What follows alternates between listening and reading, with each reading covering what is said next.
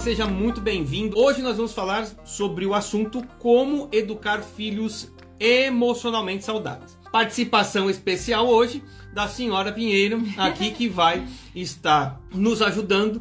Nós vamos falar de criação de filhos. Nós temos 2 filhos, já estão bastante grandinhos, então a gente quer colocar a nossa experiência para vocês e que seja enriquecedor dentro dessa live, ok? É isso aí. Boa noite, pessoal.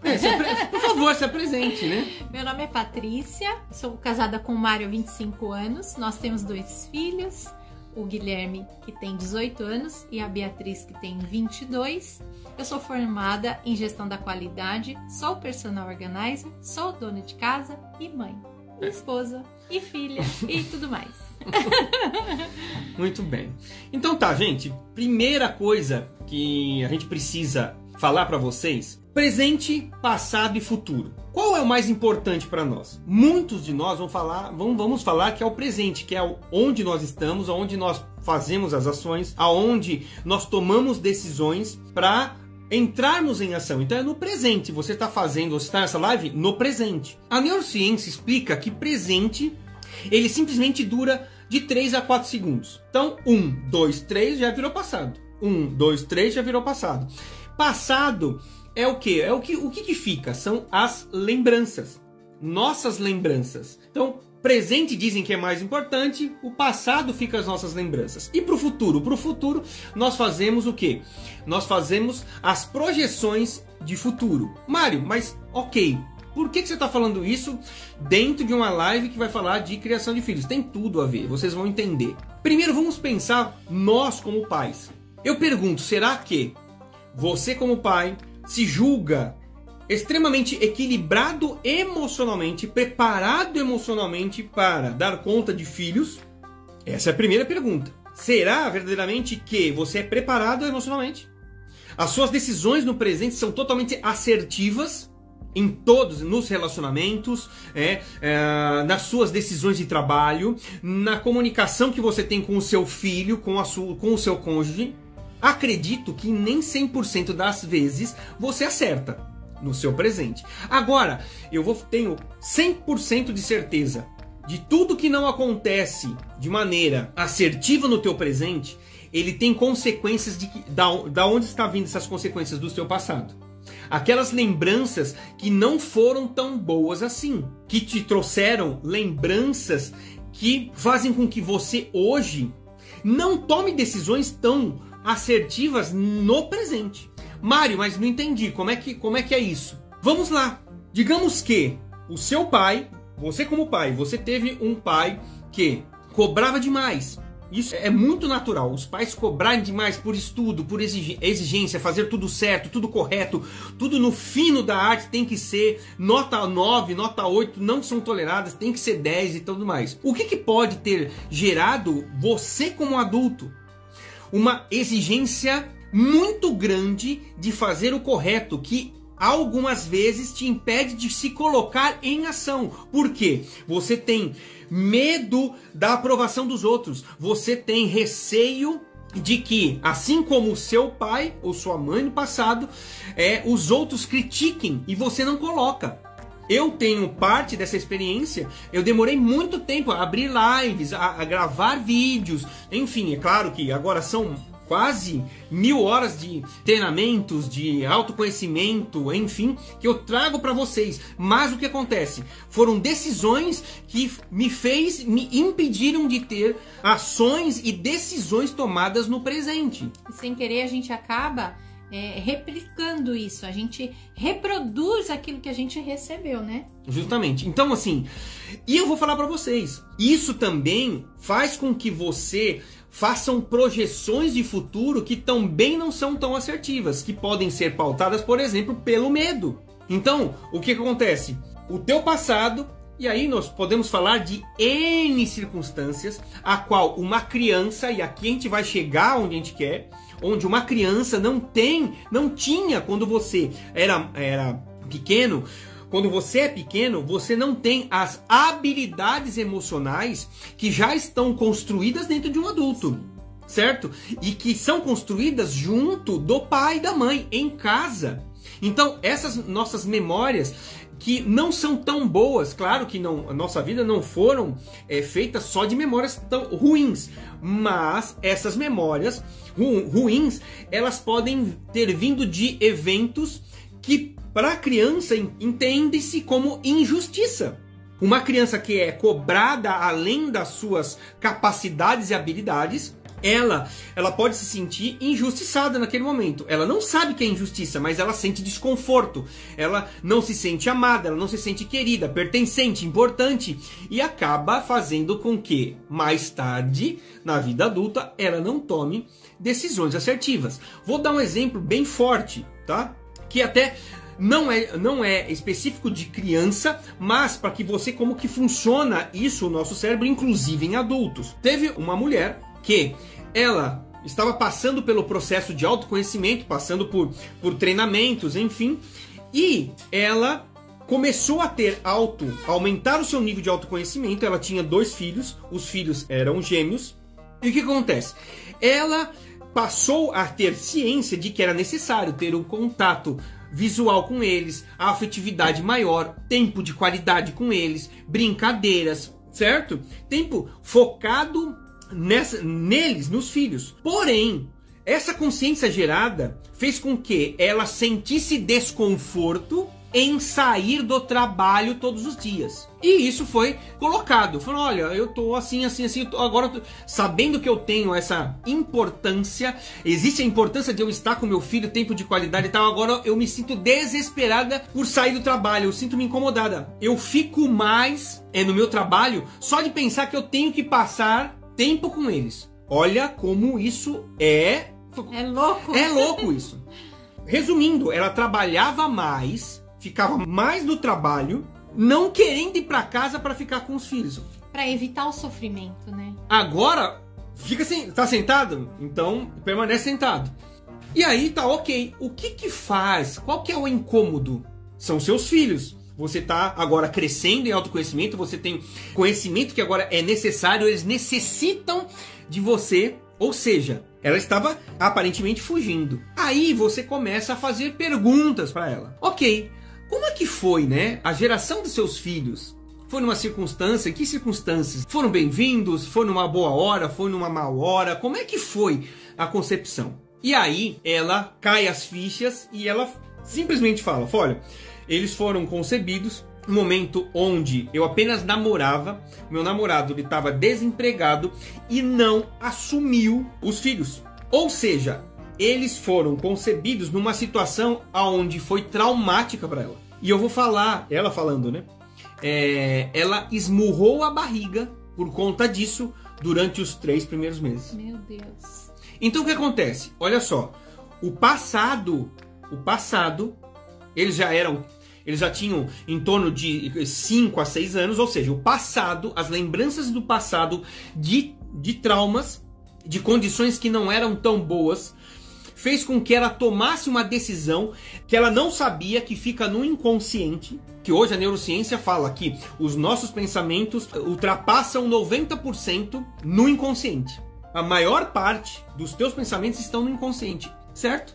Então, as lembranças do passado. Isso num adulto. Imagina, eu quero agora que você potencialize isso dentro de uma criança. No adulto ainda você pondera, você tem habilidades maiores para lidar, né? Para lidar com essa situação. Agora, imagina, hoje nós estamos num cenário onde é assustador. Se você procurar em pesquisas a quantidade e a porcentagem de crianças que são abusadas verbalmente, moralmente, sexualmente, ela tem aumentado. Haja vista a notícia atual. Qual que é o nome daquele menino?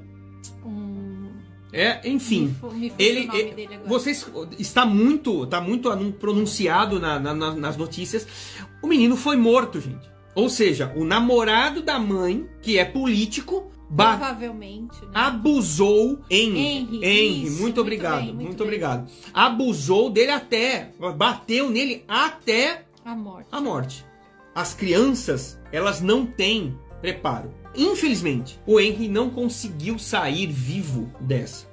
Mas muitas crianças, elas saem para a vida, porém machucadas. e se tornam adultos emocionalmente fraturados. É justamente onde a gente quer chegar. Então, assim, das coisas pequenas às coisas grandes que acontecem.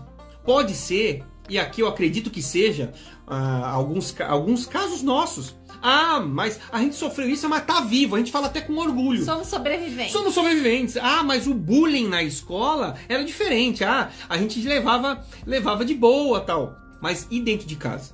Cuidadores, pais, padrastos, madrastas. N casos que você vê, inclusive, por exemplo, em Fantástico, gente. Criança presa em tambor e acorrentada. Uma menina, o caso dela foi muito pronunciado no SBT. A menina, a mãe aprisionava ela, a madrasta aprisionava ela em casa com corrente. Ela não tinha o que comer, né? Comia fezes, gente, pelo amor de Deus. Ou seja, é esse tipo de coisa que faz com que no futuro essa pessoa ela vai tomar decisões assertivas. Mas porque falta talvez inteligência nessa pessoa? Não. Todos nós somos dotados de capacidades de inteligência de adquirir um novo conhecimento. Nós temos que ter a consciência de que as crianças são uma folha em branco. Quando elas nascem puras e são como esponjas. E elas vão aprender com as experiências que nós oferecemos para elas. Então, que tipo de experiência nós estamos oferecendo para os nossos filhos? Será que o ambiente da nossa casa propicia para eles uma experiência boa, uma experiência de amor, de acolhimento, de entendimento? Ou será que nós estamos oferecendo um ambiente hostil para os nossos filhos, onde as minhas perguntas não são respondidas, aonde eu não tenho acolhimento dos meus sentimentos, aonde eu tenho conflito das minhas emoções, que eu preciso gritar, que eu preciso me jogar no chão, que eu preciso levantar minha voz para ser ouvido? Que tipo de ambiente nós estamos propiciando para os nossos filhos para que eles cresçam e se desenvolvam emocionalmente saudáveis? Muito bem. Aqui a gente deu exemplos gritantes. Sim. Exemplos que são graves. Aí você pode estar falando, não, mas aqui em casa é diferente. Não, aqui em casa não tem isso. Meu querido, existem proporções que são bem menores e causam o mesmo impacto. A Patrícia falou aqui e muito bem. Muito bem. Como é que é o seu relacionamento com o seu cônjuge? Discussões diárias? Bate-boca? Sua criança vê essas coisas. Agressões? O pai irritado? Que talvez ameaça até de ir embora? Ou a mãe ameaçando de ir embora? Às vezes ele até sai na porta. Ele volta, mas ele saiu. Só que filhos enxergam isso. Filhos enxergam e sentem o cheiro de incongruência. Fala que eu tenho que obedecer, mas em casa não é cumprido o básico. Que falam, eu tenho que cumprir, mas meus pais... Meu filho Guilherme, ele nunca gostou de chinelo, tá? Só um exemplo prático aqui, né? Pra gente falar um pouquinho. Meu filho Guilherme nunca gostou de chinelo. E eu vivia pegando no pé dele. Filho, cadê o chinelo? Filho, cadê o chinelo? Filho, põe o chinelo. Filho, põe o chinelo. E para ajudar, ele tem o pé chato ainda. Então ele vivia caindo, porque ele tava sem o chinelo. Filho, põe o chinelo, põe o chinelo. E um belo dia ele virou para mim e disse assim, mãe, você quer que eu use chinelo, mas você tá sem chinelo. Como que eu vou cobrar do meu filho para ele usar chinelo se eu não uso chinelo? Como que eu vou cobrar meu filho comer brócolis, couve, fígado, cebola se eu não como? Então nós precisamos ser exemplo. As crianças aprendem pelo exemplo, pela insistência, pela... Como é que fala? Regularidade? Pela insistência, pela constância. Isso, a gente fazendo todo dia. E é assim que eles vão aprendendo. Então, se a gente muitas vezes cobra deles e nós mesmos não damos exemplo, a gente não pode requerer deles esse tipo de comportamento, né? Então, precisamos rever o ambiente da nossa casa, precisamos olhar primeiro para nós.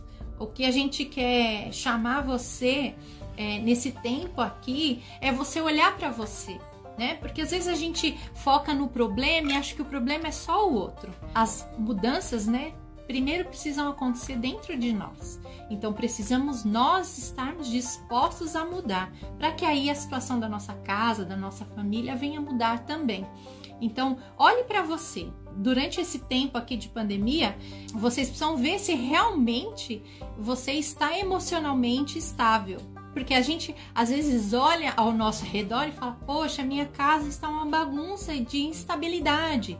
Nós precisamos olhar primeiro para nós. Será que eu estou causando instabilidade dentro da minha casa? Justamente isso, é olhar para você. Você que é pai e tá aqui, você que é mãe e tá aqui, eu tenho que dizer, ninguém ensinou para você como ser pai e mãe. Ninguém tem manual. Não existe isso. Porque você já pode ter olhado, e esse é um exercício, é você estar olhando para sua vida hoje e pode estar vendo que aquilo que você condenava papai e mamãe, você está fazendo com seus filhos hoje.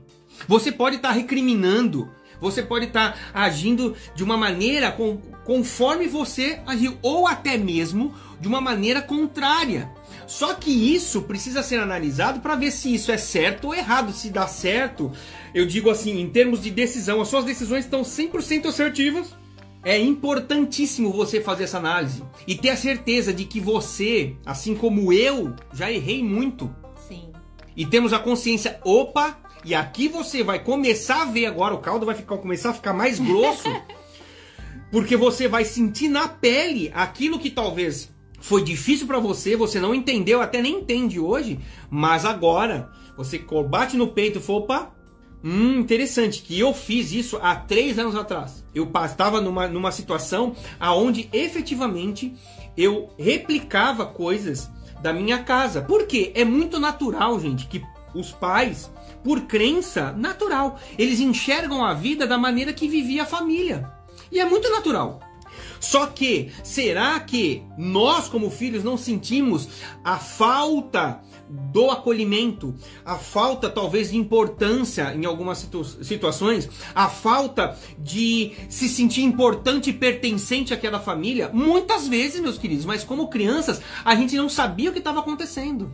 E eu tô lendo os comentários aqui, a Fernanda disse isso, né? Que muitas vezes a bagunça tá dentro da gente, a gente acaba reproduzindo, né? E descontando nos filhos. A Adriana falou que também se depara com seus próprios traumas. Então, assim, a gente só acaba replicando aquilo que a gente viveu em relação com a nossa relação com os nossos pais. E é natural pra gente replicar aquilo que a gente viveu com os nossos filhos. Mas Deus nos dá a oportunidade de fazer diferente, de mudar essa história, né? Nós temos a oportunidade nas nossas mãos de entender as nossas emoções, entender o que está acontecendo, respirar. Nós precisamos respirar e fazer diferente, buscar soluções práticas para os conflitos que nós vivemos. Buscar, né, como a Adriana disse aí, poder de Deus. Deus nos dá, a palavra de Deus diz assim, se a gente pedir sabedoria, Ele nos dá sem medidas. Então nós precisamos pedir isso a Deus, porque Ele nos dá.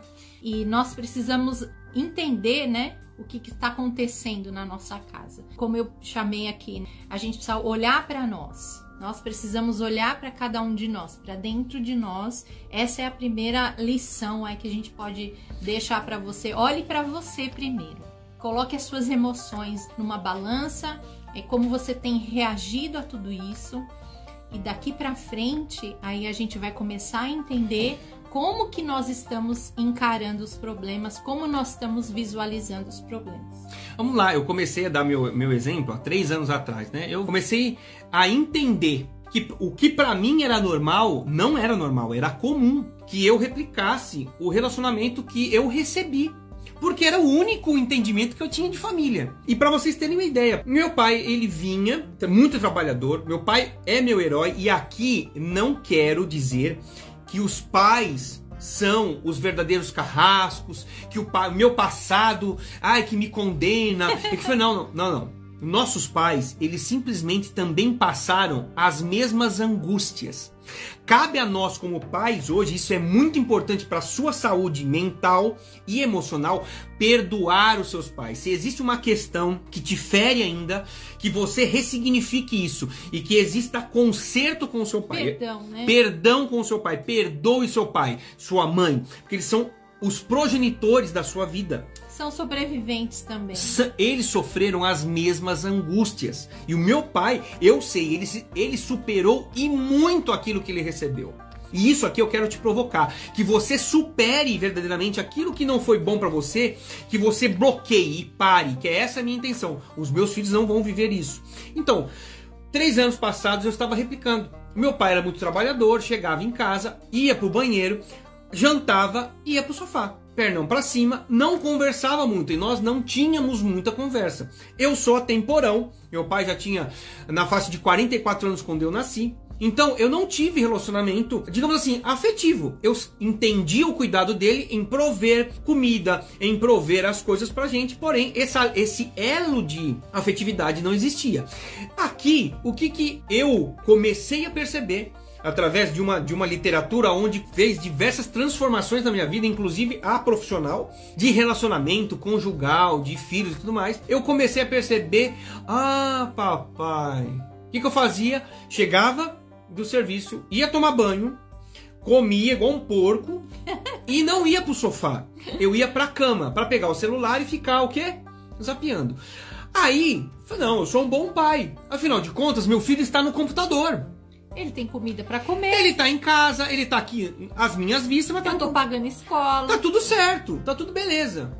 Aí, será que isso é realidade na vida dele? Será que ele se sente amado? Será que ele se sente pertencente? Ou quando ele pede ajuda e eu tô cansado, pai, me ajuda a fazer exercício de matemática? E eu, muitas vezes, gente, eu tava cansado, esgotado. Cara, e eu não chamava de burro, mas dava bronca.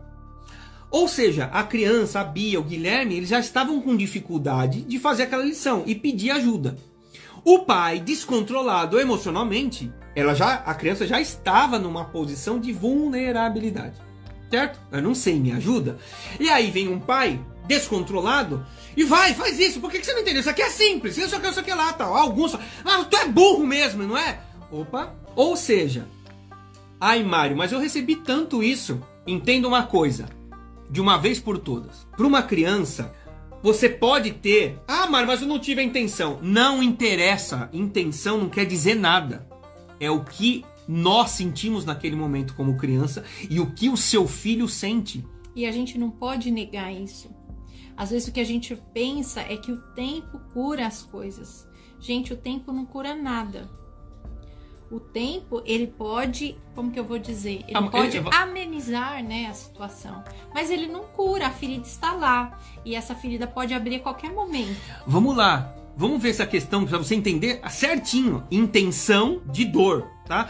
Não tive a intenção. Por mais que você fale pelo bem e pelo mal, não tive a intenção de machucar. Vamos lá. Se alguém pisar no teu pé, pisa no teu pé. Aí, imediatamente, me desculpa, eu não tive a intenção.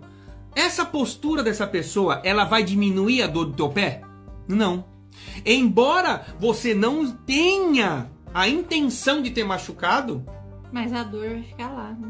Quem pode dizer isso é o seu filho. Então, vamos encerrar essa parte. Já deu para entender que o seu filho, ele pode estar replicando ou agindo ou reagindo com o ambiente a qual você está inserido. Sim. E se algumas coisas não estão acontecendo na vida dele, tu é o responsável. Porque talvez você cobre organização, mas você não tem organização na sua casa. Você cobra estudo, mas ele não vê você estudar, não vê você progredir, você vê só reclamar.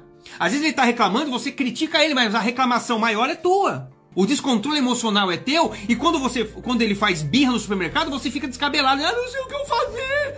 Por quê? Porque o ambiente e todas as crenças vêm de tu, filho. Sim.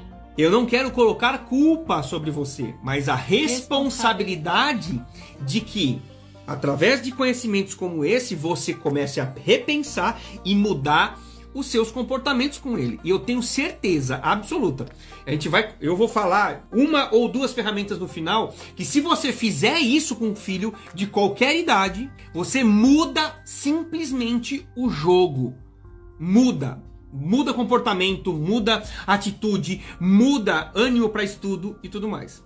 Então vamos lá, vamos abrir para perguntas que o bicho pegou aqui. Você tá falando, eu nasci canhota e meu pai não aceitava. Nas refeições ele batia com garfo.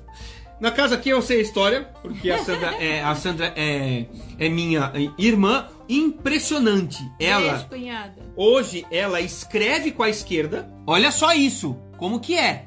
No cérebro, ela escreve com a esquerda, porque ela é canhota, mas ela não consegue comer com a esquerda, ela come com a direita.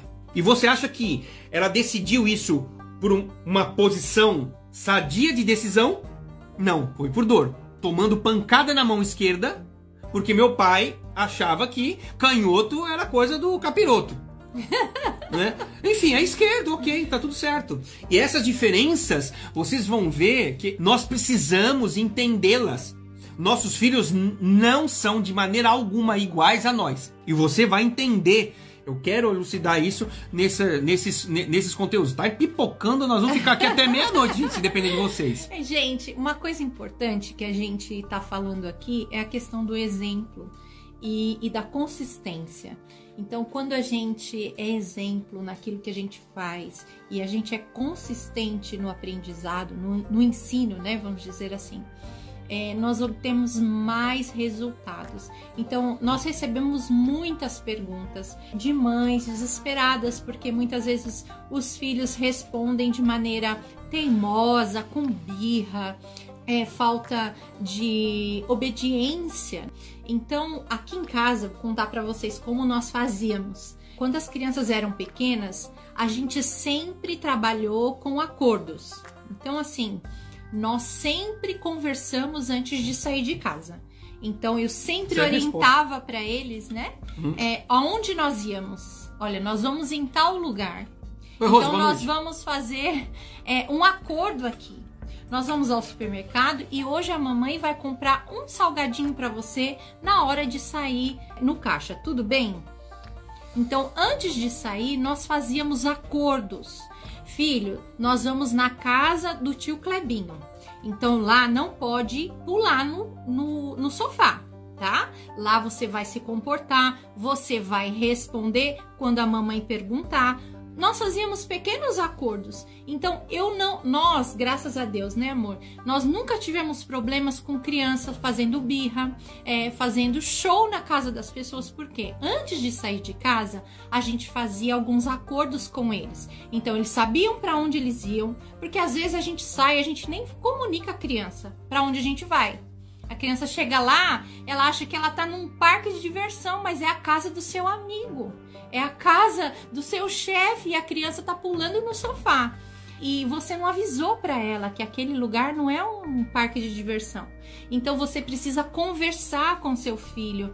E às vezes a gente subestima a inteligência das crianças. Eles entendem, gente. Eles entendem, como eu disse aqui, eles são folhas em branco e nós precisamos encher essas folhas de educação, nós precisamos encher essas folhas de boas palavras, de amor, de compreensão. Então, comunique com seus filhos, diga para eles quais são as próximas tarefas, porque as crianças, eles são muito mais processuais, vamos dizer assim, eles trabalham com processos do que nós. Então, assim, a rotina é muito importante. Eu me lembro que a minha sogra sempre falava pra mim assim: Patrícia, se você sair tal lugar e chegar muito tarde, a criança sai da rotina, ela não vai almoçar direito, ela não vai dormir direito. Então, obedeça, né? Procure respeitar a rotina da criança. A criança precisa dormir, precisa ter as suas sonecas. Então, tem tudo isso que nós precisamos considerar e respeitar os nossos filhos. Então, comunique para eles quais são as próximas tarefas. Você que vai trabalhar, não esconda do seu filho que você precisa sair para trabalhar. Converse, olha, a mamãe sai, mas a mamãe volta. Quantas vezes eu fiz isso com meu filho? Eu brincava com ele com uma bola. Eu dizia, a bola vai e a bola volta. A mamãe vai, mas a mamãe volta. Quantas vezes eu falei isso para o Guilherme? Então, nós precisamos comunicar para os nossos filhos. Eles entendem. Eles entendem o que a gente diz. Então, assim, como é importante a comunicação com as crianças. Eles precisam saber o que está acontecendo. Eles precisam ver em nós firmeza nas nossas decisões. Então, se eu decidir que hoje não tem chocolate, eu preciso ser consistente. E por mais que ele se jogue no chão, e por mais que ele grite, eu não posso voltar atrás. Eu preciso ser consistente na minha ordem. Gente, vamos começar a responder. A gente vai aprofundando os assuntos nas perguntas que tá... Algumas aí já deu para responder. Meu Deus do céu. Vamos lá. Tem pergunta aqui, ó. Vamos lá, ó. Como fazer meu filho guardar os brinquedos depois de brincar? Geralmente é assim, tá? Quando eles são menores e os pais têm condição, então tem bastante brinquedos. Aqui eu coloco mais uma vez exemplos, né? Como é que é o ambiente de organização da sua casa? Por quê? Você vai estar criando e ensinando ele a organização. Se a sua casa não é organizada, ele vai achar que aquilo é natural e normal. A bagunça é natural. Certo? Ele vai sair daquele ambiente de brincadeira e vai para um outro e vai deixar daquilo. Por quê? É o cotidiano dele. Correto? Então o que acontece? Ai, mas Mário, eu tenho minha casa organizada e meu filho ele sai, ele deixa tudo espalhado e tudo mais. O que você vai propor para ele? Com certeza, esses brinquedos devem ser adequados numa caixa, alguma coisa assim, certo? Você vai, junto com ele, armazenar os brinquedos e dar o significado para aquilo. Converse com o seu filho, faça com que aquela atividade seja prazerosa, que ele se sinta importante. Então você faz perguntas, você faz, como é que foi a brincadeira, você até brinca com algumas pecinhas e guarda. Ou seja, aquela atividade precisa entrar na rotina dele como prazerosa. Só que às vezes não é nem prazeroso para tu. Às vezes vira confusão. Então, o que acontece? É um hábito. As crianças, elas aprendem, os seus filhos aprendem muito rápido. Muito rápido. Quanto mais tenros... Quanto mais repetição. Muito rápido. E a gente até embasbaca. Quando eles são pequenininhos, eles pegam e imitam a gente em coisas ruins que depois a gente tem que colocar a mão na boca porque senão vai dar risada. Porque eles apegam de um dia para o outro. Um hábito, é verdade. Então, o que você pode fazer? Faça dessa organização um ato de prazer. Ao final, dê beijos, valide ele. Por quê? Isso, inconscientemente, ele sabe que ele ao guardar os brinquedos, ele vai se sentir importante, amado. Eu tive um momento com o meu pai ou a minha mãe. Legal. Beleza? Vamos responder mais. Vamos lá. E vamos que vamos. Eita, essa aqui é boa. Como corrigir meu filho em um momento de raiva? Primeiro lugar, né? O momento da raiva não é o momento da correção. Porque a gente acaba no momento da raiva exagerando na correção. Né? Então, olha só. Como você consegue falar um não para o seu filho se a sua avó diz sim? Complicado. Se você insiste no não e o filho diz que você está desobedecendo a sua mãe. Vamos lá. Responde essa, depois a gente responde essa, vai. Uau! Então, assim, o ideal é esperar a raiva passar, tá? Respira, toma uma água e depois converse com essa criança se ela for uma criança maior. E se é uma criança menor, você vai ficar na altura dela, olhar nos olhos e dizer que aquilo não é um comportamento adequado. Você não deve fazer isso. Nós precisamos mostrar a nossa frustração. Então, a mamãe não está feliz com isso. A mamãe fica triste quando você faz isso. Então, assim, se é uma criança menor, 2 anos, 3 anos, que está ali precisando de uma correção, na hora você se abaixa no nível dela, olha nos olhos, se possível pegue nas mãozinhas e diga para ela que aquilo não é um comportamento adequado, tá? Não precisa bater, não precisa fazer isso na frente de outros adultos, tá? Nós somos cristãos, nós cremos que as crianças precisam de correção, sim. Nós precisamos corrigir os filhos. A Bíblia diz que o filho que não é corrigido, ele é tido como louco, como tolo. Então, nós não queremos que os nossos filhos se tornem loucos. Então, nós precisamos corrigir as crianças. Não abra mão da sua autoridade como pai. A Isabel perguntou, né? Referente à questão de alguém desautorizar você. Próximo a isso, eu vou falar, no começo do meu casamento, eu morei no mesmo quintal. Então, a gente passou a um cenário bem próximo a isso, a qual eu pedia para meus filhos fazer uma coisa, a minha mãe pedia fazer outra coisa e tudo mais. Até o momento onde eu me posicionei como pai, porque você como pai, você tem autoridade. Eu sei que é complicado, porque no ambiente onde você tá, né, eu estava, querendo ou não, no terreno da casa da minha mãe, existe uma interferência emocional, enfim, né, territorial, inclusive, sim, que fala, não, aqui eu mando. Fala, não, pera lá. Aqui quem manda sou eu, a filha é minha. Respeito, honro a senhora, mas não mais. Então, assim, eu tive que romper com isso, porque a autoridade tem que vir de pai e de mãe. E ninguém pode interferir. Ah, Mário, mas é minha mãe. Ah, mas é meu pai. Ah, meu sogro, minha sogra. Não. Quem é pai é tu. Quem é mãe é você. Então, já sabe. Precisa ser consistente. Justamente. E isso eles percebem também, tá? Sim. Se você está delegando a autoridade para outros. Pega uma coisa, né, que a palavra, a Bíblia fala, é para não poupar a vara. A vara, no original do texto, ela fala também de cetro. Autoridade. A autoridade. Muitas vezes não é bater, como a gente falou, mas é demonstrar autoridade. E se você, em algumas vezes, for frouxo, literal, frouxa, eles enxergam você, olha lá, pinta e borda com a mãe. Supermercado, faz birra, até conseguir o que quer. Autoridade. E também é importante a gente pensar que o casal precisa estar em harmonia. Porque muitas vezes a mãe diz sim e o pai diz não, né? E aí vira confusão entre o casal. Então, se o pai está corrigindo... Acho que vai ter uma pergunta disso, tá? A mãe não deve interferir. E se a mãe está corrigindo, o pai não deve interferir. Depois, vocês lá no quarto, vocês dois conversem sobre o assunto.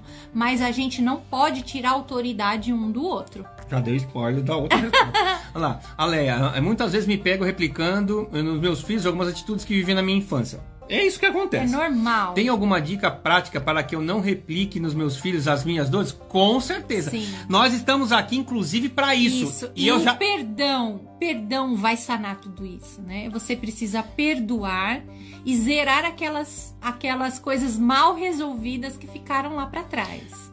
Esse é o... É difícil, mas no dia a dia a gente trabalha isso. E eu vou falar para vocês, tá? Uma das razões desses conteúdos é justamente, mais pra frente eu vou estar fazendo um curso, cara, que vai estar num preço muito acessível, tá? Diferente de tudo que vocês viram no mercado aí, dos grandes cobram pra lá de R$1.000, R$1.500, R$2.000, não. Vou fazer justamente pra vocês, pra a gente aprofundar, porque a gente não tem tempo de tratar tudo isso. Justamente porque vocês perceberam que nós precisamos tratar. A Leia foi muito clara que nós precisamos tratar, sim, nos tratar primeiro, para que a gente consiga ser mais assertivo com o nosso filho. E é justamente isso. Continua com a gente, Leia, que tem muita pergunta que pode te ajudar, tá? A gente já começou nesse processo aqui, ó. Vamos lá. Guardar os brinquedos já foi. A pergunta é respondida. Também tô... Deixa eu ver aqui, ó. Como evitar que essa aqui é legal. Aqui, ó. Meu filho se joga no chão do supermercado e fico sem ação. Como lidar? Mas essa daí são etapas, tá? Muito bem. Vou ficar por aqui, justamente. Fica aí. Birra. Vamos explicar tecnicamente, tá? A birra. O seu filho, como já foi falado aqui, ele não tem a estrutura e as habilidades emocionais para externar aquilo que ele está sentindo, tá? Então tem duas áreas principais no cérebro, que é essa parte aqui, ó, essa parte mais de cima, que é o neocórtex, que é responsável por as nossas decisões racionais. Esta parte aqui, ó, que é o nosso cognitivo, você vai entender que a criança ela começa a estudar, começa a ter percepções do mundo e tudo é armazenado na razão dela, aqui. Porém, existe uma outra área na criança que é muito mais desenvolvida, inclusive por proteção, que é a área límbica, que é responsável pelas emoções das crianças. Vocês podem perceber que as crianças, elas são totalmente emocionais. Ou seja, naquele momento que papai está contrariando ela não sabe administrar. Essa parte cognitiva de razão ainda não está desenvolvida. Não é claro, né? O que acontece? Ela tem que dar uma resposta ao pai da negativa através do sistema que está mais desenvolvido, que é o emocional. Ela não sabe administrar aquilo, ela comunica de uma maneira emocional, porque ela não entende aquele não, ela não entende aquele comportamento do pai, e ela se estressa assim como nós. Ela fica pau da vida, ela não sabe se expressar e começa a se jogar no chão, a chorar, a gritar, enfim. Aquilo, na verdade, a birra, na verdade, é simplesmente a comunicação que a criança não está conseguindo transmitir a seu pai. É igual nós na frustração. Cada um de nós responde à frustração de uma maneira diferente. Uns ficam furiosos, outros ficam tristes.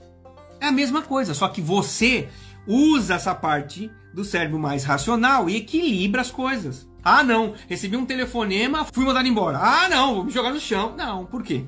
Só que eles não. Então, a primeira explicação é essa. Agora, vamos lá. O que eu faço? Nesse caso em específico, você, primeiro, não pode ceder, como a Patrícia falou. Se você ceder e entregar aquilo que ela está solicitando, seja um chocolate, um bombom ou um salgadinho, brinquedo. Às vezes, até ela ganha na hora e abre. Depois eu pago o saco vazio. O que você vai estar informando para a criança? Que toda vez que ela fizer aquilo, ela vai ter aquilo que ela quer. Na nossa vida, nem sempre é assim. Você consegue tudo o que você quer? Não. Então você precisa ensinar para o seu filho que em algumas horas ele não vai ter aquilo que ele quer. Olha que lição maravilhosa para você levar para sua vida. Nem tudo que a gente quer, a gente consegue. Isso não é ruim, gente. Isso é bom. Isso salva a gente muitas vezes. Então, a gente precisa ensinar isso para os nossos filhos. E na maneira mais simples, nas coisas mais simples possíveis, que é dizendo não para eles. Hoje, eu sei que a psicologia diz que nós não podemos dizer não. A educação assertiva, eu sei que tem educação positiva, tem tudo isso. Eu acredito que são técnicas que podem ser utilizadas, mas as crianças precisam saber o que é bom para elas e o que não é, o que pode e o que não pode. Eles clamam por limites, e quem coloca esses limites somos nós. Nós colocamos os limites. Então nós precisamos comunicar, gente. Comunique para o seu filho. Olha, agora não posso, agora não dá, eu não tenho dinheiro. Quantas vezes meus filhos, em vez de perguntar para mim, mãe, você compra esse brinquedo para mim? Eles perguntavam assim, mãe, você tem dinheiro para comprar esse brinquedo? Porque eu sempre ensinei para os meus filhos que para comprar brinquedo precisa de dinheiro, precisa trabalhar, e eles desde muito cedo entenderam que para comprar precisa trabalhar e precisa ter dinheiro. Então, nós precisamos ensinar esses valores às crianças. E eles entendem. Eles entendem. Nesse aspecto tem muita coisa para falar, tá? Sim. Então, assim, a gente não entrou especificamente, porque a mãe ou o pai tá falando como lidar, né? Mas, enfim, nós já estamos conduzindo. Então, não ceda. Outra coisa bastante importante é negociação. Né? A Patrícia falou aqui, antes de sair de casa, você vai para um ambiente de comércio, um supermercado, alguma coisa assim, você alinha com o seu filho. Alinha as expectativas. Sim, mas é um prazer, né, para ele, para você, conceder uma bala, um salgadinho, alguma coisa, alinhe. Ele fez a vontade dele, ele sabe que a vontade dele está garantida naquilo que também está dentro da sua possibilidade. Sim. Então você negociou antes de sair. Eu sempre fazia com o Guilherme, por exemplo, eu sempre fazia com ele assim, olha filho, hoje nós vamos ao shopping, então a mamãe vai comprar um lanche e a mamãe vai comprar um Hot Wheels para você. Então ele saía de casa sabendo que ele ia ganhar um lanche e ele ia ganhar um Hot Wheels. Então ele já estava muito feliz. Então ele estava ansioso para ganhar aquilo que eu havia prometido para ele. Então outras coisas poderiam até chamar a atenção dele, mas qual era a expectativa dele? Comer o lanche e ganhar o Hot Wheels. Então as expectativas estavam alinhadas com aquilo que a gente ia fazer lá no shopping. Muito bem. Agora vamos pensar no seguinte, onde talvez essas estratégias ainda não surtiram efeito. O que você vai fazer? Tá no ambiente onde é público, onde você está sujeito a passar vergonha, tá? O que você vai fazer? Você vai pegar o seu filho ou a sua filha, vai se afastar ao máximo das pessoas e sem falar nada, você abraça ele e coloque a cabeça dele junto ao seu corpo, dizendo, você vai simplesmente dizer sem palavras para ele, você é meu filho, eu sou autoridade sobre você. Eu entendo a sua frustração. Eu estou aqui. Então aqui, você aproxima. Pode ser que você passe 2, 3, ele se sinta acolhido e acalme. Por quê? O sistema límbico, a gente chama de sequestro da amígdala, é aquele sistema a qual você perde o controle quando você está brigando com o seu cônjuge. Falei aquilo, perdi. Falei bobagem. Você saiu das estribeiras, você, foi pra cima, enfim, xingou e foi pra cima querendo bater. Quando você perde o descontrole, é esse sistema límbico que está completamente ativo na criança.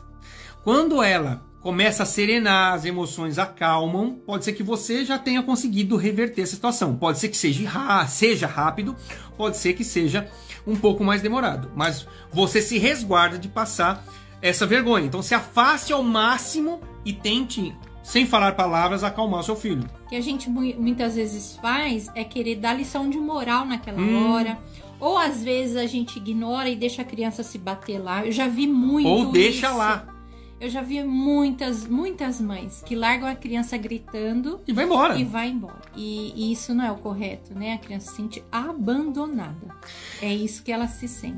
Justamente. Gente, ela tá descontrolada.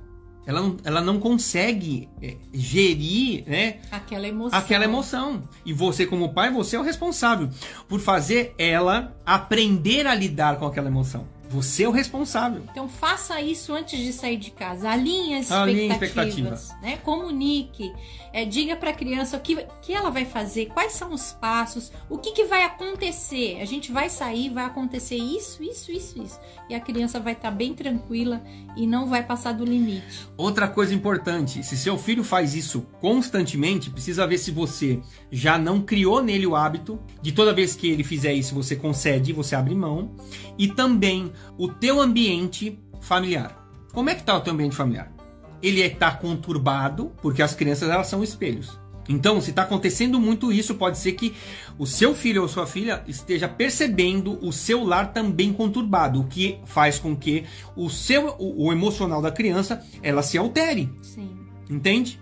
Então, espero que tenhamos respondido a questão. Eu recebia muitas perguntas sobre os meus filhos, porque meus filhos sempre foram muito tranquilos. E as pessoas me perguntavam, puxa, como que você tem crianças tão tranquilas, tão quietinhas, tão boazinhas? E eu sempre respondia, eu sou tranquila, eu sou boazinha, então os meus filhos são tranquilos. Então a criança, ela é o reflexo do lar. Então, se o seu lar é uma bagunça, se o seu lar é descontrolado, naturalmente as crianças serão. Então, você precisa oferecer um ambiente de paz, um ambiente de tranquilidade para o seu filho. Ah, Patrícia, mas eu sou tranquila e meu filho é no 220. Então, você vai oferecer para ele paz. Você vai oferecer mansidão para ele, até que ele compre essa mensagem aí pra você. Ó, essa daqui já foi respondida. Quando digo sim, meu marido diz não. Meu filho irá perceber nossa incoerência? Com certeza. Ele não precisa nem ouvir o sim e o não. Ele vai deitar e rolar. Pela linha que está sendo escrita aqui, vocês não precisam falar nada. A incongruência, ela já está instaurada. Sim. Eles percebem isso, a percepção deles é muito aguçada. Então o que acontece? Vá para um ambiente onde só vocês dois vão conversar, você e o seu cônjuge, alinhem as regras, alinhem tudo e depois transmita ao seu filho. Porque isso digamos assim, entra na mente deles que não existe governo. É tipo assim, fala com a sua mãe, fala com o seu pai. Enfim, então assim, um diz não, o outro diz sim. A criança, isso aqui é uma bagunça, eu vou fazer o que eu quero. Não é bem assim. Então alinhem num quarto separado, conversem, alinhem as regras. Não tá bom, ok? Então é assim que funciona. A incongruência é uma quebra muito forte de autoridade, inclusive. Gente, pergunta pra caramba aqui. Aqui, ó. Como fazer meu filho feliz? Papai. Você tá sentado, deita. Todos nós, todo ser humano. E bota peso no que eu vou falar. Assim como o pássaro foi criado para voar, você, eu e todos os seres humanos nessa terra foram criados para amar e ser amado. O que faz seu filho feliz é ele se sentir amado. O que é diferente de você sentir amor pelo seu filho. Mário, não entendi nada do que você falou agora. Existe uma diferença grande de você sentir amor por ele e ele se sentir amado. É a mesma coisa da intenção. Pisou no pé. Desculpa, não tive a intenção. Mas a dor continua. Você continua sentindo a dor. É a mesma coisa. E aqui, Leia, o que você passou lá no passado tem muito a ver com isso aqui. Porque o que era correto, todos nós, tá? O que era correto para os nossos pais, mas pra gente era diferente. A gente não se sentia amado e acolhido. Mas seu pai te ama. Eu tenho certeza, nossos pais nos amam. Porém, a gente não se sentiu amado em diversos momentos e deturpou a nossa identidade.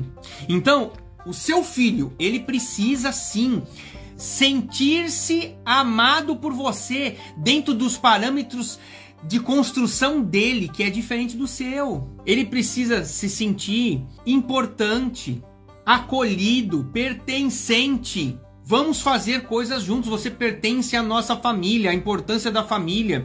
Vem aqui, não, que você representa a nossa família, a importância. Não, nós vamos tomar uma decisão conjunta, embora sendo pequenos, eles podem opinar. Demonstra importância. Agora, existem diferentes maneiras dele interpretar o amor. Às vezes, a criança ela gosta mais de toque. Só que a criança nunca é tocada. Às vezes, a criança ela entende o amor quando o pai dá atenção. Livre de celular, livre de TV, livre de qualquer coisa. Uma conversa, uma brincadeira rolando no chão. Ele se sente amado assim. Ou quando recebe um elogio. Ou quando a mãe prepara um lanche que é maravilhoso e que ele recebe lá, ele tá fazendo a lição e ele recebe. E ele entende que amor é desta forma. Uns mais que os outros. Ou quando você dá um presente que não precisa nem ser caro. Um carrinho, uma bonequinha pequena. E quando a criança recebe aquilo, ela já pula no seu cangote e tal. Ou seja, todos nós entendemos amor de uma maneira diferente. Agora, se eu, certo, gosto de ser elogiado, qual que é a lógica? Eu vou elogiar minha esposa. Porque se eu entendo que amor é elogio, eu vou elogiar ela. Eu vou elogiar meus filhos, eu vou elogiar os meus amigos do trabalho. Porém, e se a linguagem da Patrícia for, por exemplo, serviço? Ela gosta de ser servida. Ela se sente mais amada quando recebe serviço das pessoas. As pessoas param o que estão fazendo para ajudá-la, para fazer alguma coisa por ela, certo? Servir um café da manhã, enfim. Ou seja, só que eu sempre só elogio ela. Será que a todo momento ela vai se sentir amada? Não, por quê? A principal linguagem de amor e valorização é o quê? É serviço. Eu sempre só elogio, mas eu nunca faço nada por ela. Ela vai se sentir amada 100%? Não vai. Seu filho é a mesma coisa. Será que você está falando numa língua de amor que ele entende? Depois no final eu vou dar uma ferramenta que você vai entender tudo isso. E você vai ficar assustado. E vai conseguir mudar essa situação. Eu me lembro quando a gente era criança, na minha casa nós somos em 4 irmãos. E o meu pai, ele sempre trabalhou à noite. Então o dia da folga do meu pai era muito especial. porque era o dia que ele acordava com a gente em casa. Ele acordava com a gente com café na cama, ele ia lá, deitava com a gente, cobria com cobertor assim, ficava juntinho, aí depois ele levava a gente pra mesa, aí já tinha o café quentinho, já tinha a mesa posta pra gente comer junto. Então eram momentos especiais com o meu pai, e ele fazia questão de proporcionar aqueles momentos com a gente. Então, isso marcou a nossa vida. Então, hoje, quando meu esposo faz isso pra mim, quando os meus filhos me acordam com um café quentinho, faz um quentinho no meu coração. Por quê? São coisas boas que eu trago lá da minha casa, né? E eu pude ensinar isso para os meus filhos, e isso, as coisas boas também refletem positivamente nos relacionamentos. Então, o que a gente precisa resgatar na nossa casa, na nossa família? A criação desses momentos bons. A gente precisa incentivar isso nos nossos filhos, no nosso cônjuge. Nós precisamos ter esses momentos bons, colecionar momentos bons. Às vezes a gente tá tão corrido nas nossas coisas que a gente não presta atenção nos detalhes, e são os detalhes que marcam a nossa vida. Eu tenho certeza que se eu perguntar para você aqui, você vai ter uma boa lembrança da sua infância, da sua adolescência, em que seu pai e sua mãe teve um carinho com você, teve um momento que parou para te ouvir ou parou para fazer algo para você, e aquilo marcou a sua vida. Então, hoje, na correria da nossa vida, nós precisamos colecionar esses momentos também, com os nossos filhos, com o nosso cônjuge. A gente precisa fornecer para eles um ambiente gostoso de amor. E amor nunca faz mal, né? Só faz bem. Então, a gente precisa incentivar e trocar esses momentos. Muito bem, vamos lá. Como amparar filhos com personalidade completamente diferente da minha? Vamos lá. São 4 perfis de comportamento. Falando muito rápido, cada um de nós temos um tipo. 1 ou 2, pode ter até 3 tipos. E isso é causa de muito conflito. Pai, filho, cônjuges e qualquer outro tipo de relacionamento. Somos diferentes, né? Somos diferentes. De entendermos o amor, de nos comportarmos. Existem perfis de comportamento que são mais ousados, aguerridos, acelerados, que gostam sempre das coisas do seu jeito próprio. Tem pessoas que gostam mais criativas, mais extrovertidas, que gostam de conexão com pessoas. Elas são aparentemente mais felizes, enfim, alegres, otimistas, que engajam as pessoas. Tem pessoas que gostam de se planejar melhor, que são mais, talvez, pacatos, têm um ritmo próprio, talvez mais cadenciado, porque administra melhor, é bom ouvinte, é mais tranquilo. Tem pessoas que são mais detalhistas, que focam, né, em obedecer todas as regras, que gostam de qualidade extrema. Todos nós somos diferentes. Só que acontece, você quer colocar nos seus filhos que ele responda pra você do mesmo jeito que você é. Não. Vamos imaginar o seguinte, que seu filho seja uma criança mais pacata, seja planejadora, que tem o seu tempo para fazer as coisas, que está mais tranquila, que gosta de escutar, que ela talvez até mais calada. E você é alguém mais extrovertido, algo mais acelerado. Começa a tomar julgamentos do seu filho. Ah, ele é meio lentinho. Acho que ele tem atraso. Ih, olha, não fala não. Olha, ele é antissocial. Meu filho tem problema. O que acontece? Tem muito pai que tá levando criança em médico e tomando remédio pesadíssimo só por não entender o comportamento do seu filho. Isso é sério. Eu pergunto pra você, seu pai compreendia o seu comportamento? E por isso que ele fazia o que fazia com a gente. Porque ele não entendia.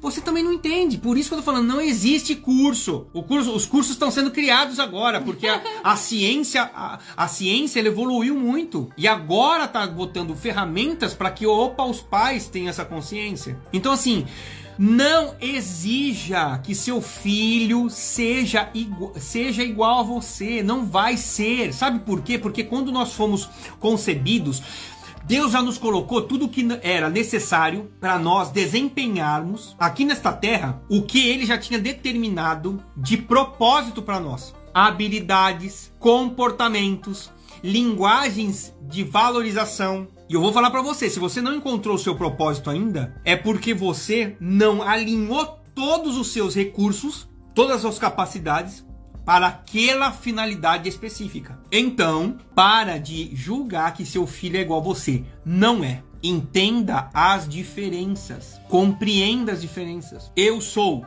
do perfil mais detalhista, organizado, enfim, qualidade extrema, muito crítico, porque não é qualquer coisa que eu aceito, certo? E sangue nos olhos, porque eu quero resolver resultado rápido, esse negócio todo e tal. A Patrícia, ela tem um perfil de comportamento que gosta de escutar as pessoas, mais tranquilo. Que é mais tranquilo, planejadora. Nossas listas de viagem, elas são feitas 15 dias antes, com as malas quase que prontas, com a lista de itens para a bagagem de mão. Por quê? Planejadora, bom ouvinte. Só que o meu lado aguerrido, o meu lado mais agressivo, que gosta de resultados, que é acelerado, quando fala alguma coisa errada, eu sou muito crítico.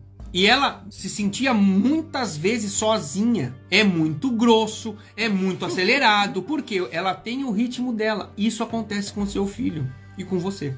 Às vezes a gente tá procurando pelo em ovo, na verdade. O que é diferente no outro, ele completa aquilo que eu não tenho.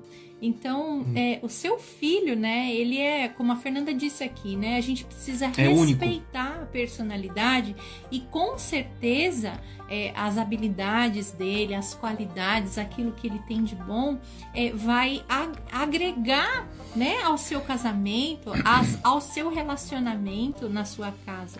Então, a gente precisa compreender e, mais uma vez, acolher. Justo. Acolher. Eu acho que se a gente pode deixar uma palavra para essa live, é acolhimento.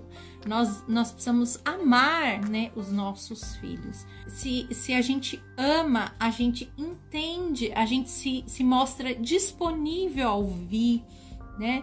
Como eu disse aqui no início, a gente se abaixa para olhar nos olhos, né? Muitas vezes a gente está correndo com as nossas coisas e a gente não para ouvir as crianças. Essa semana assisti um vídeo de uma educadora muito famosa na internet e ela fazendo um vídeo, ela falava assim: ai, agora eu não posso atender meu filho. E ela simplesmente foi lá e fechou a porta. E ela, sendo uma educadora, ela foi muito criticada. Porque o que ela precisava fazer? Ela precisava comunicar: filho, a mamãe está ocupada agora. Espera um pouquinho, já a mamãe vai aí, te ajuda. Então, eram duas frases que mudariam completamente aquele comportamento. A criança começou a gritar. E ela estava fazendo uma live e a criança começou a gritar.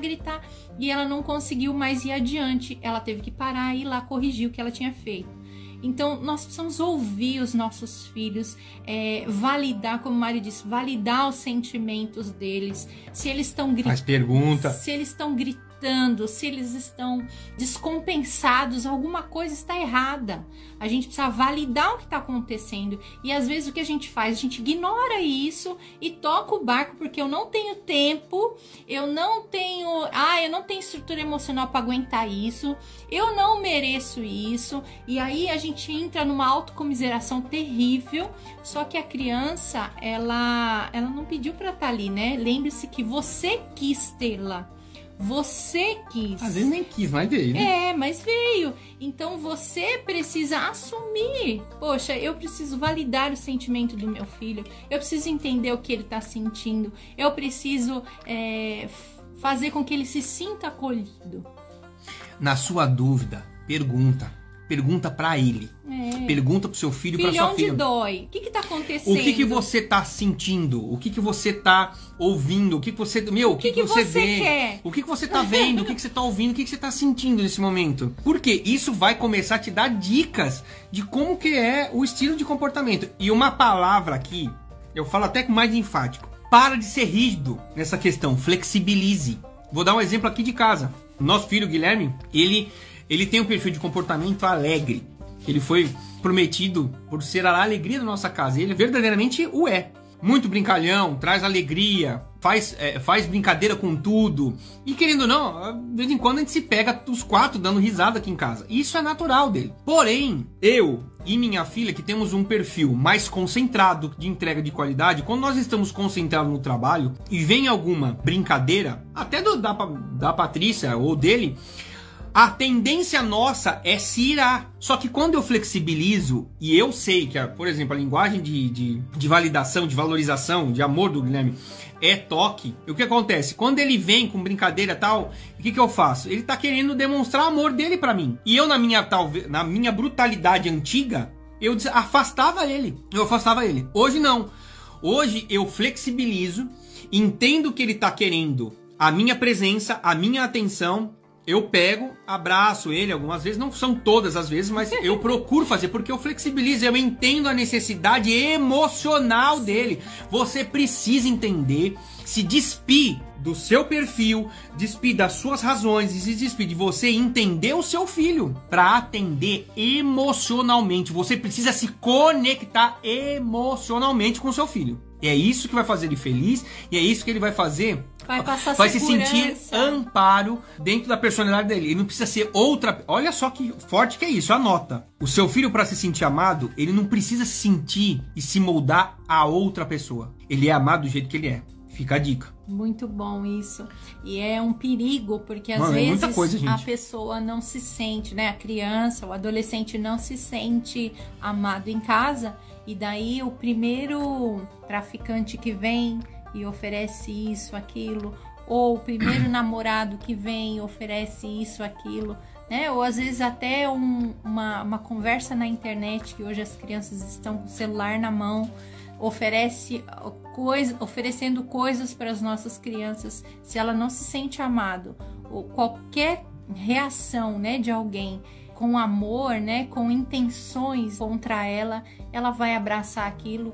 E olha o perigo, né, que a gente está correndo, deixando as nossas crianças sem amor, sem esse cuidado. Aqui, ó. Como agir no momento de birra sem perder o controle? A gente já respondeu. Vamos lá.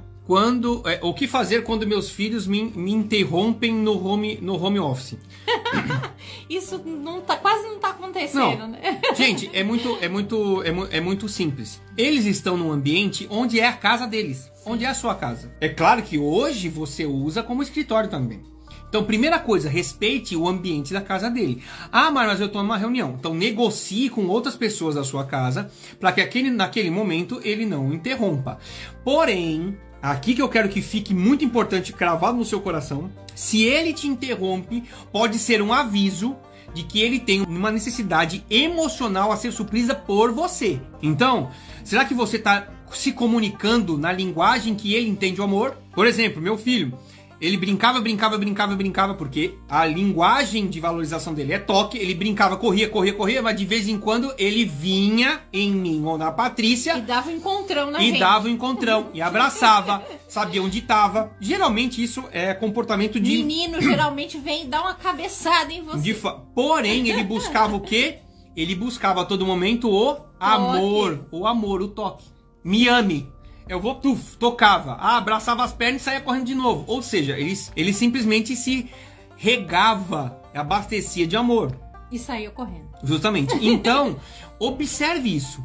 A interrupção que ele está fazendo, pergunte para ele, o que você mais quer agora? Para o que você está fazendo, se não for uma reunião, né, que está online e tal. Mas o que você...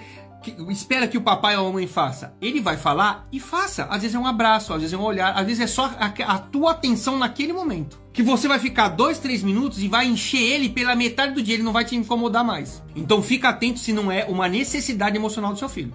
É isso aí. Gente, a gente vai partir pro final aqui. Vamos fazer o seguinte, né? Resposta rápida e curta. O que não dizer pro seu filho? Simplesmente não coloque limites, palavras que coloquem limites a seu filho. Seu filho é abundante. Por isso que ele pede tudo pra você. Porque ele tem uma mente de abundância.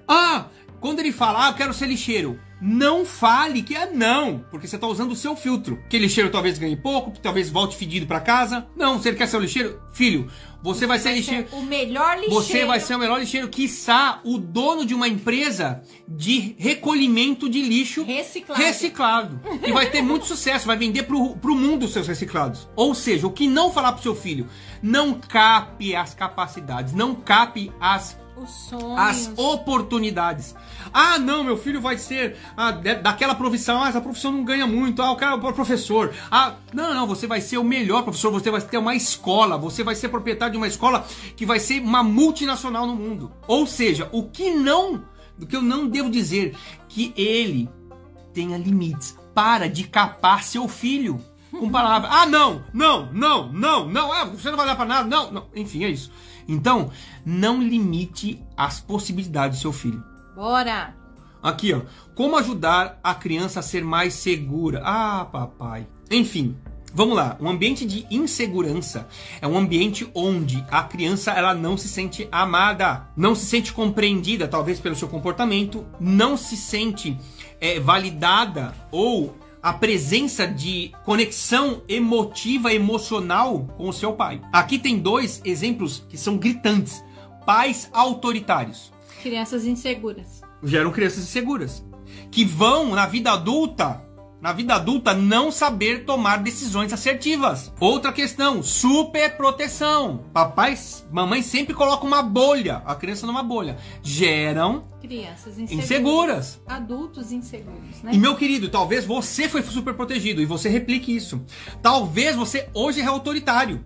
Nada tá bom. Nada é suficiente. Não, assim, sempre assim, general, insegurança. E eu vou falar pra você, o nosso cérebro, ele justifica de uma maneira positiva essas atitudes para que a gente permaneça nelas. Um pai superprotetor, ele acha que é o quê? Não, eu cuido, eu zelo por eles. Não, eu quero o melhor para eles. Fazendo isso, você não tá fazendo isso, você tá criando insegurança. E fora que tem uma máxima, né, que a gente aprende, que uma mentira contada muitas vezes torna-se uma verdade. Então, o que você tá contando aí pro seu filho? Que ele não consegue? Que ele nunca vai ser nada? Que mentira é essa que você tá contando pro seu filho? Que ele é burro? Que ele não presta atenção? Não precisa ser só com palavras não, tá? Então, que tipo de palavras nós temos lançado para eles? Que tipo de comportamentos eles estão vendo que não validam ele? Exato. Então, nós precisamos ser aqueles que encorajam, aqueles que valorizam, aqueles que apoiem, que ensinam. Pega na mão e ajuda. É isso. Muito bem. Senta, Butina. Aqui, essa aqui. Fantástico. Meu filho só quer comer em frente da televisão. Ah, isso não acontece. Como levá-lo à mesa? Bom, isso é uma ferramenta extraordinária de conexão.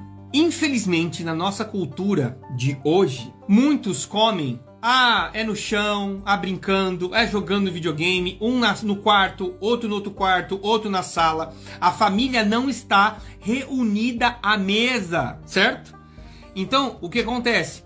Isso reforça quando é permitido que isso aconteça, ou seja, eu tiro a importância de estarmos reunidos na mesa, cria em seu filho a vontade de estar aonde é mais agradável, porque na mesa não é agradável. Então, primeira pergunta, como que é as suas reuniões familiares? Existe a mesa do jantar, a mesa do almoço ou do café? Mário, mas a nossa vida é muito louca.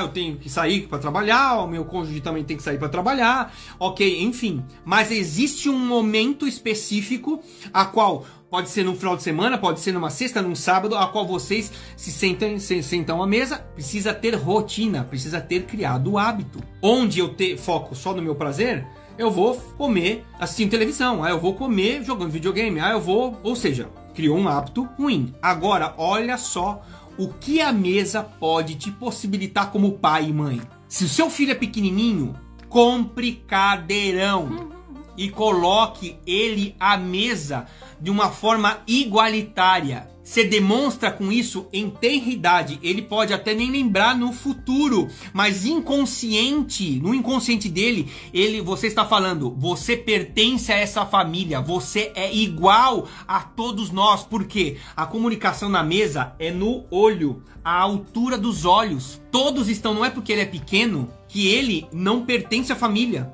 Nos olhos, ele pertence, ele está à altura de todo mundo. Você pode ver que o cadeirão é mais alto. Ou seja, você está criando nele a Identidade da família. E família, de que mesa é importante. Porque se ele fica na televisão, é porque na televisão é mais agradável para ele hoje.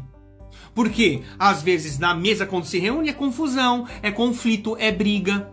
E outra, quando a criança se alimenta assistindo TV, ela não tem a percepção do alimento. E o cérebro, ele precisa entender a satisfação.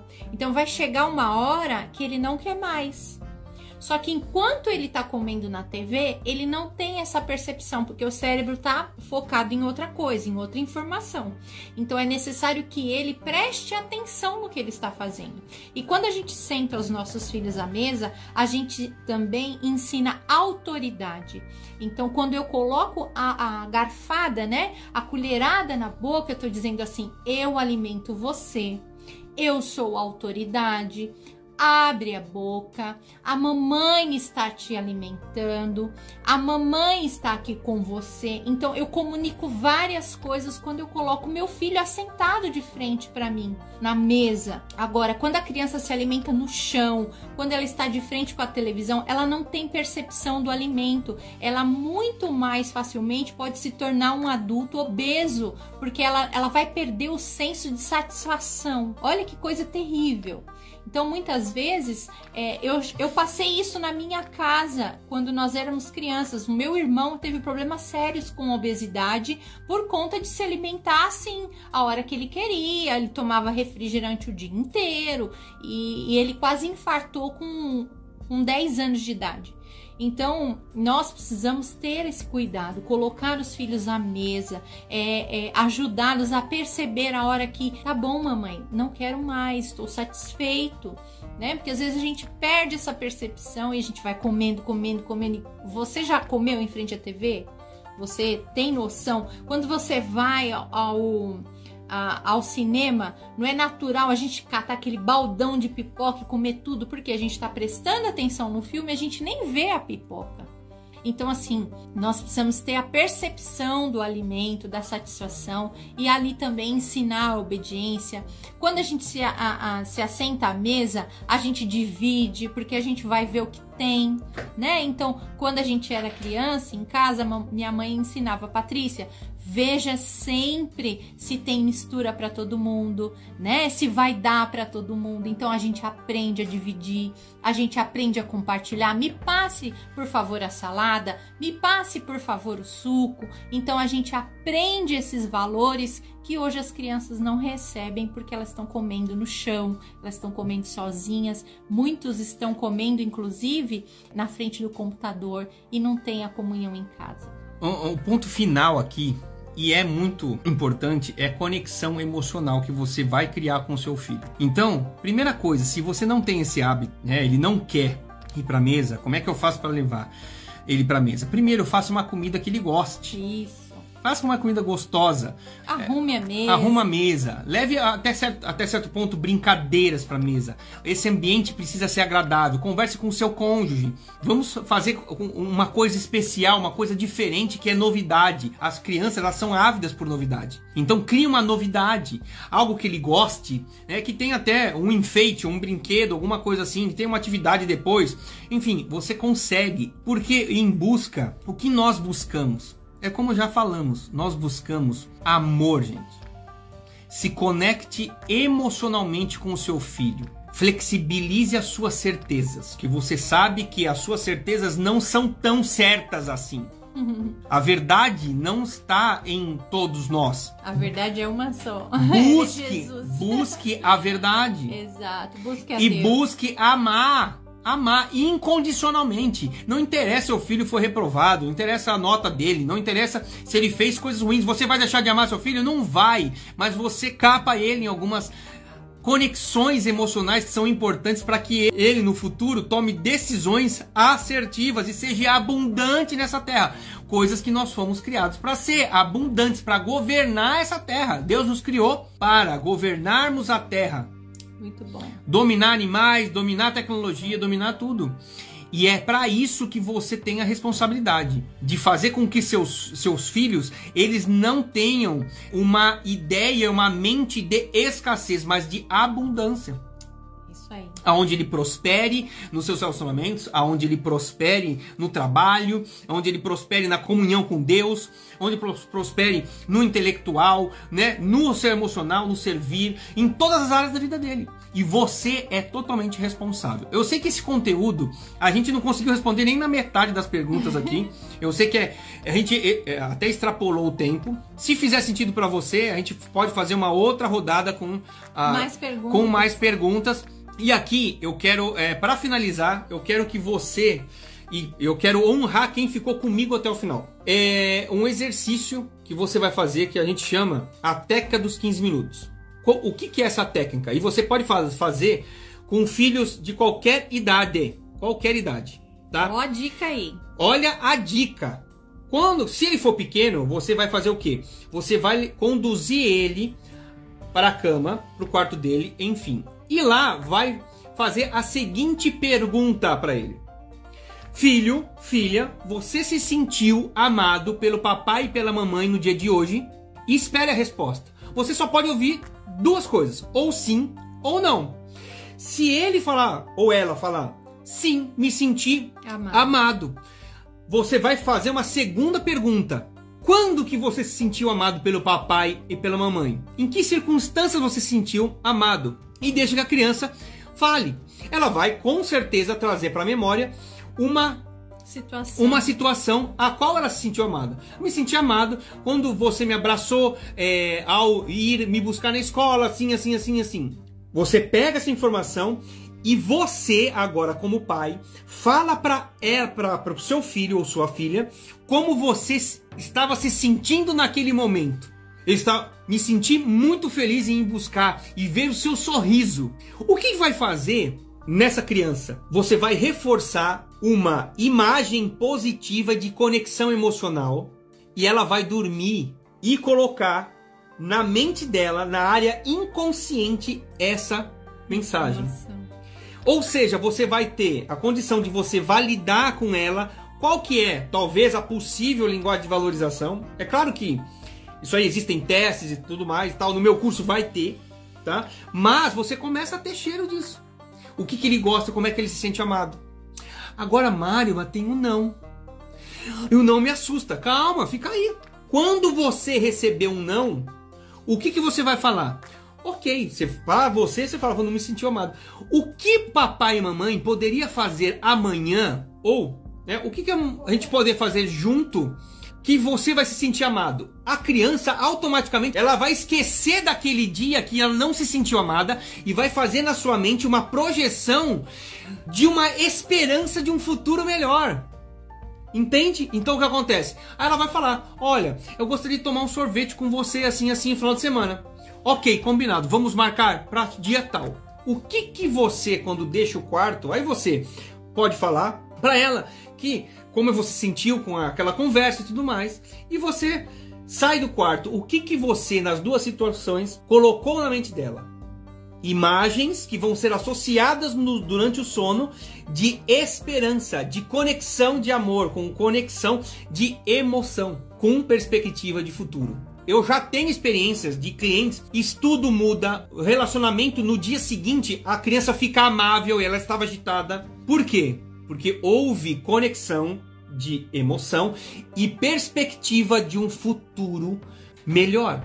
Muito bem, agradecemos o seu tempo, principalmente você que ficou até o final aqui. Foi muito bom. Foi longo, a gente não respondeu nem metade das perguntas aqui, mas a gente vai fazer uma segunda rodada, tá bom?